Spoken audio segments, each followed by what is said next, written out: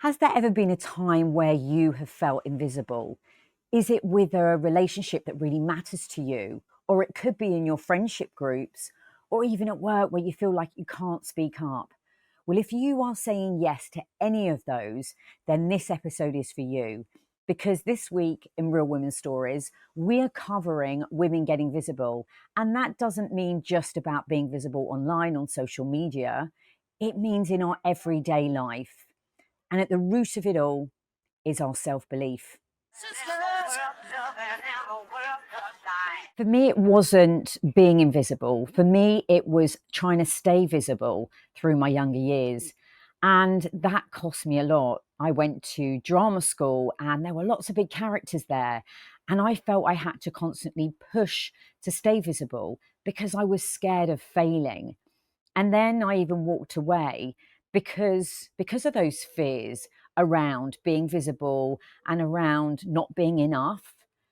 In friendship groups, I often sat small or I said things that were maybe out of line because I had to try and stay visible. And I ended up in the wrong relationships because I was scared of rejection, and that cost me my happiness.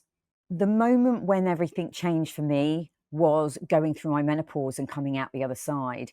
I suddenly realized for years I've been holding myself back. And I just thought, what the hell? I'm kind of through the other side. I'm halfway through my life. And now if I don't take opportunities, if I don't speak up, then nothing's ever going to happen for me. So I just thought, what the hell? I'm just going to put myself out there. I'm going to put myself out there and I'm going to believe in myself and embrace whatever that feels like, whatever that fear is, because I was so tired of playing small and sitting small. So it's all about having the self-belief and realizing that it's okay to put yourself out there. It's okay to be visible. It's okay to speak up. It's okay to follow a dream, because if you sit and you don't move, then the world just carries on and you don't move with it.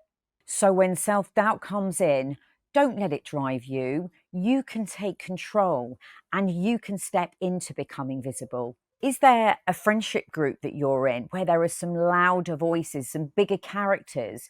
So you sit small and you stay invisible, and then you don't even have a voice, and you kind of start questioning your friends and if you fit into that group. Are you at work and yet you're playing down your wins and you're letting everyone else have some airtime in that boardroom? Are you a parent of a teenager and you just tend to avoid that conflict?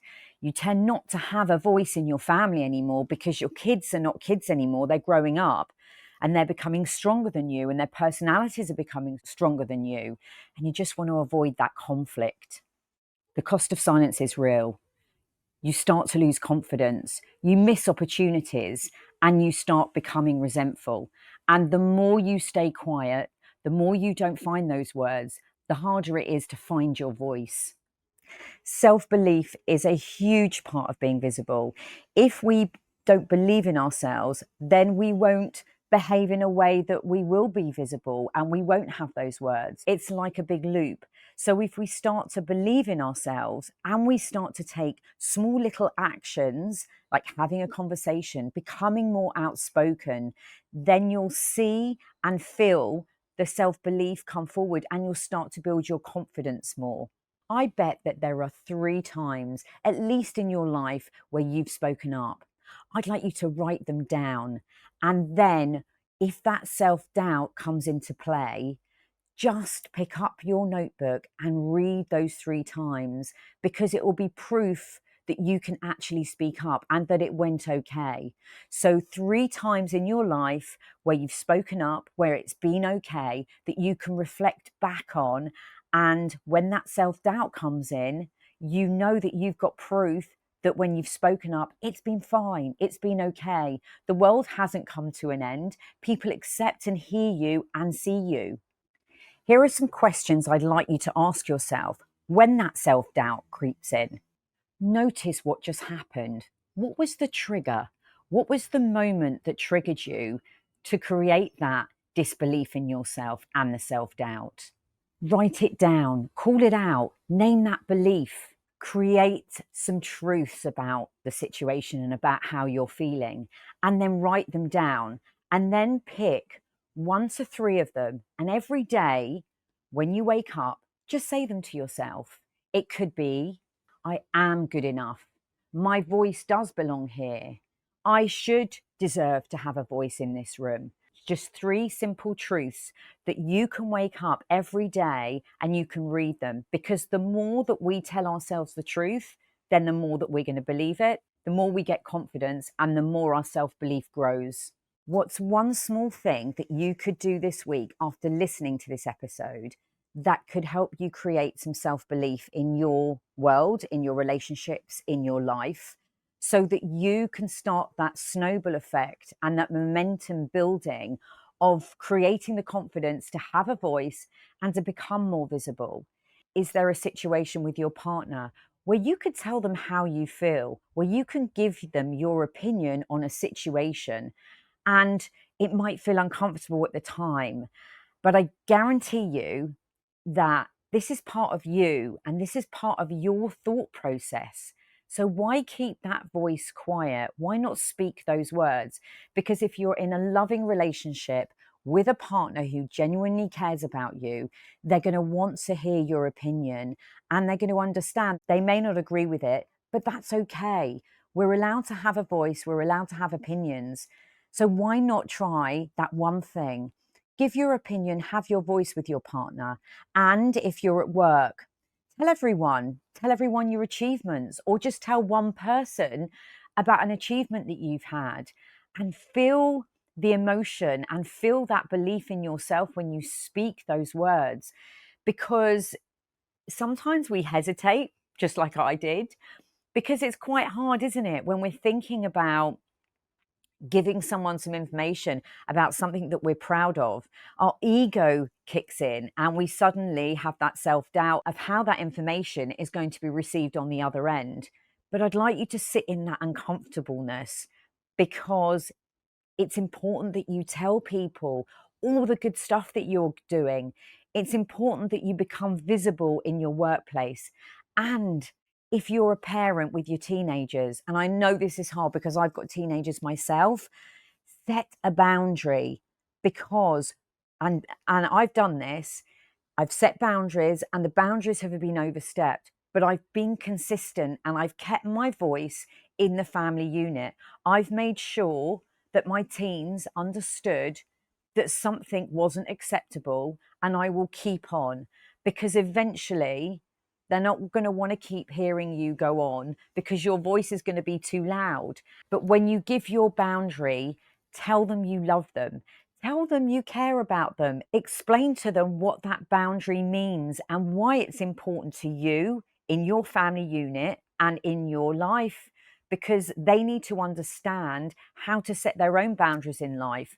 So then they can lead by example. I'd like you to hold your nerve for just 10 seconds. Just feel that uncomfortableness, because what you're doing is you're working that muscle. We all have muscles in our body, and it's not just physical, it's mental. This is where you flex and you grow your mental muscle, which creates more confidence, which gives you self-belief, and which then allows you to become more visible in all areas of your life. If you are struggling a little bit, I'm going to give you some sentences potentially that you could use in situations in your life. So let's think about if you're at work in a meeting scenario and you're sitting in a boardroom and you're thinking, I really want to give my opinion, or I've got something really valid to say. Why not say, I'll go next and I'd like to give you my viewpoint? It's that simple. And then you can start sharing your information with the rest of the room. If you're in a relationship, why not approach the conversation and say, this really matters to me. I'd like to talk about it, because that is opening up the conversation with your partner to allow you the space to have your voice and give your opinion, or just talk about something that's been bothering you. And if you're a mum like me and you've got a teen, why not approach the conversation with, listen, I'm on your side. But I need to set this boundary, and I need to be really clear about this and why I'm setting the boundary, because that way they know that you're coming from a place of care and for love, and you're not in an attacking mode. You genuinely care about them, and you're coming from a place of heart and of love. And why not in friendships? And this is something that I've learned to do, especially with what I'm doing with a podcast. I've said, listen, I'm really proud of what I'm doing and I'd really like to share it with you. And the response I've got wasn't the response I thought I would get. It's been so much more loving and caring, and my friends have really embraced me and embraced everything that I'm doing. And it doesn't have to be as big as what I'm doing here on the podcast. It could just be something really nice at home that happened in your relationship or with your family. Even if you dealt with your children, dealt with your teens, why not share it with your friends, because you're proud of how that conversation went and you're proud of how your relationships are developing. It doesn't mean that you have to shout out about these amazing big things. It can be something quite small, but that can be so meaningful to you. And on the other side, what you expect someone's reaction to be isn't actually what happens. Something completely different happens. And it's so much more of a positive experience. If any of this content or this episode has resonated with you, I'd like to know, what's the one thing you would change to become more visible? Why not DM me at Lisa Quait on Instagram and just leave me that comment of the one change that you would make to become more visible? And if you'd like some help growing that muscle, strengthening that muscle, then you can book a discovery call with me. I'll put the link in the show notes below. And if you feel that there's a woman out there who should become more visible, then why not share this episode with them? You know, being visible isn't about being loud, it's about being honest. And you don't have to fight for your place because it's already there for you.